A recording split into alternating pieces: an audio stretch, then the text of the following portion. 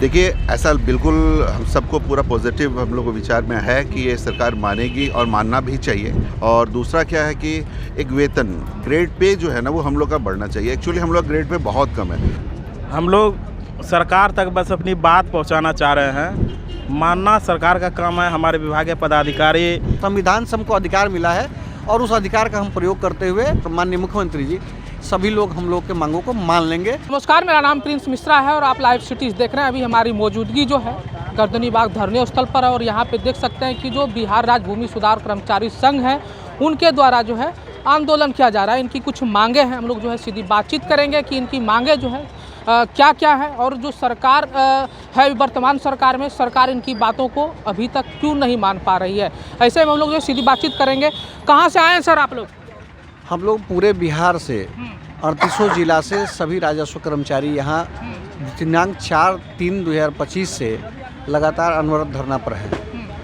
और आप लोगों का मांग क्या क्या है? देखिए, मांग तो हमारा 17 सूत्री है, लेकिन उसमें प्रमुख 2 मांग है। एक तो कि गृह जिला और दूसरा सम्मानजनक वेतन दिया जाए 2800 ग्रेड पे।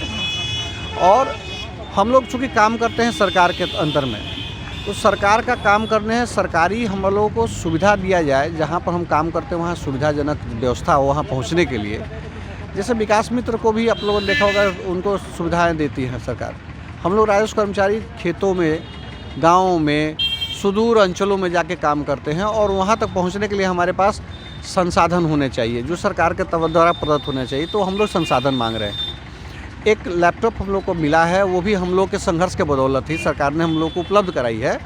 तो उसको चलाने के लिए जैसे RTPS अंचलों में बनाया गया है, वो जातीय आवासीय के लिए, वो सिर्फ आवेदन काटने के लिए। लेकिन हम लोग दाखिल खारिज, परिमार्जन जैसे महत्वपूर्ण कार्य को करते हैं और उस कार्य को संपादित करने के लिए हम लोग को नेट की आवश्यकता होती है, जो हम लोग अपने वेतन से अभी तो हम लोग वहन कर रहे हैं। कहीं जाते हैं तो हम लोग अपने वेतन से उसको वहन करते हैं, खर्च तेल का, मोटरसाइकिल का, कहीं पर भी। एक बात बड़ी ज़ोर शोर से हम लोग के विरोध में चलती है पूरे बिहार में कि हम लोग गलत करते हैं।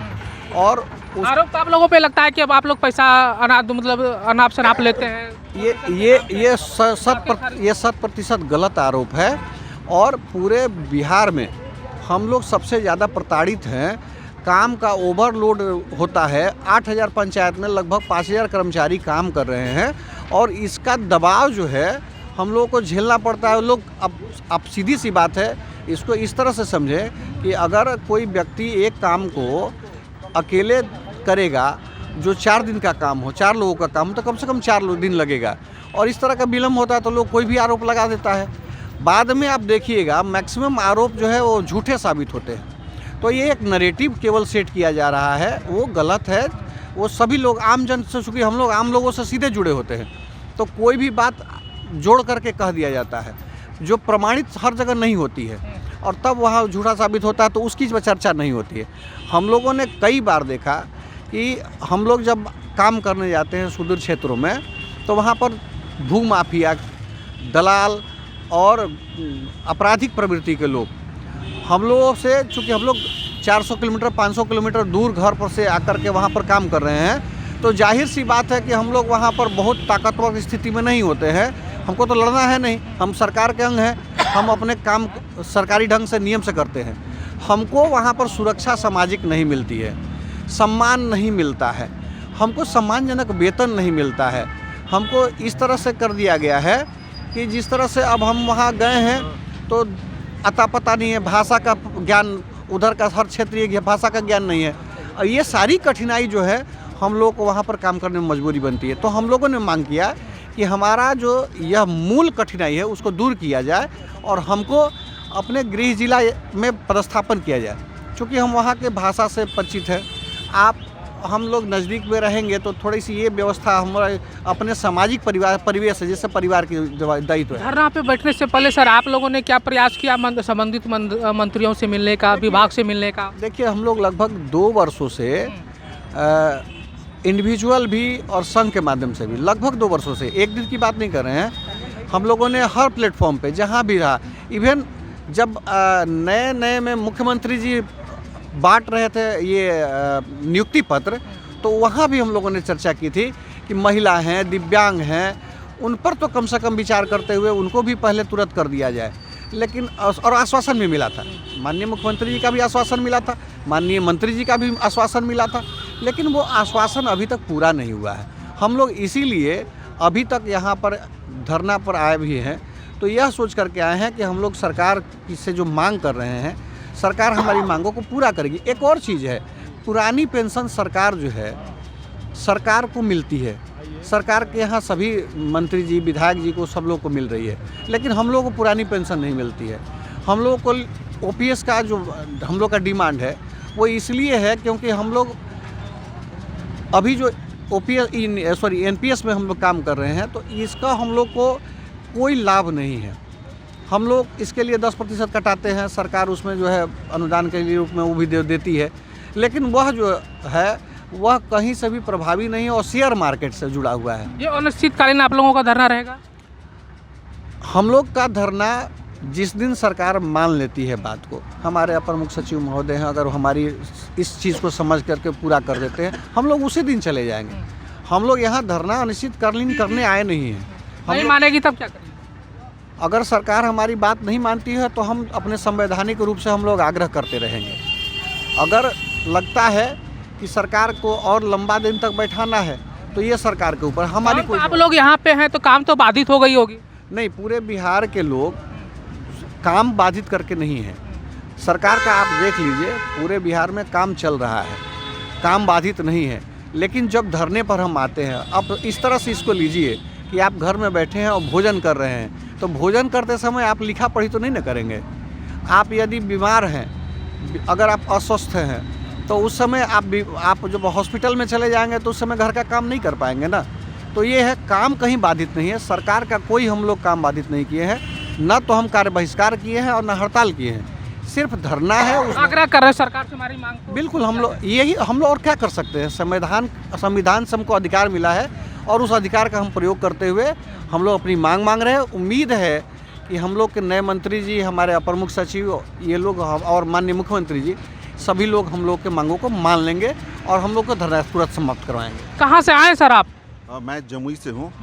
क्या लग रहा है सरकार, आप लोग जो मांग कर रहे हैं, 17 सूत्री मांग कर रहे हैं, उसमें 2 प्रमुख मांगे हैं आप लोगों की, खासतौर पे वेतन को लेके, सुरक्षा को लेके, या गृह जिला में पदस्थापित को लेके, क्या सरकार बात मानेगी? देखिए, ऐसा बिल्कुल हम सबको पूरा पॉजिटिव हम लोग को विचार में है कि ये सरकार मानेगी और मानना भी चाहिए, क्योंकि हम लोग कुछ भी गलत डिमांड नहीं कर रहे हैं सरकार से। हम लोग जो मांग रहे हैं वो बिल्कुल सही बात है कि घर से 300-400 किलोमीटर दूर आके लोग काम कर रहे हैं, तो आप घर पे उसके आप वो कर दिए, डिस्ट्रिक्ट जिला में आप उनको ट्रांसफ़र कर दीजिए, ठीक है, बगल के। और दूसरा क्या है कि एक वेतन, ग्रेड पे जो है ना, वो हम लोग का बढ़ना चाहिए। एक्चुअली हम लोग ग्रेड पे बहुत कम है, और हम लोग का काम अगर मैं आपको बताऊँ तो लगभग 40-45 तरह के काम हैं एक राजस्व कर्मचारी को। उसके बाद भी एक राजस्व कर्मचारी आज के डेट में 4-5 हलकों के प्रभार में है। यानी अगर आप उसको मल्टीप्लाई करेंगे तो एक कर्मचारी को 200-250 तरह के काम करने पड़ रहे हैं 4-5 हल्का मिला के। मैं खुद रात के 1:30 बजे, 2 बजे, 3-3 बजे तक काम कर रहे हैं। अगर हम लोग नहीं करेंगे तो सरकार का जो भी निर्धारित काम है वो पूरा नहीं हो पाएगा, ठीक है। तो इन सब चीज़ को ध्यान में रखते हुए कोई ऐसा डिमांड है नहीं कि राजस्व कर्मचारी का अगला कदम क्या होगा, सरकार बात नहीं मानती है तो? देखिए, हम लोग तो अपनी डिमांड को लेके बैठे हैं। अब सरकार जितनी जल्दी मान ले, हम लोग अपने अपने घर चले जाएंगे और काम जो है वो फिर हम लोग जो है उसको करेंगे फिर से। कहाँ से आए सर आप? जी, भोजपुर से आए हुए हैं। पूरे बिहार से लोग आए हैं, आप लोग काम बाधित करके यहाँ पे बैठे हैं। जो अभी जिनको मोटेशन कराना होगा, जो रसीद कटाने का प्रयास कर रहे हैं, उनका काम तो रुका हुआ होगा।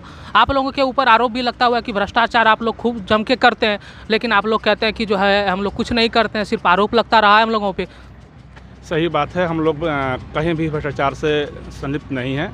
यह बीच के जो मीडिया लोग हैं, यानी जो वहाँ के जो दलाल हैं, मतलब आप लोग भी मानते हैं कि दलाल है? हाँ, दलाल है, निश्चित है।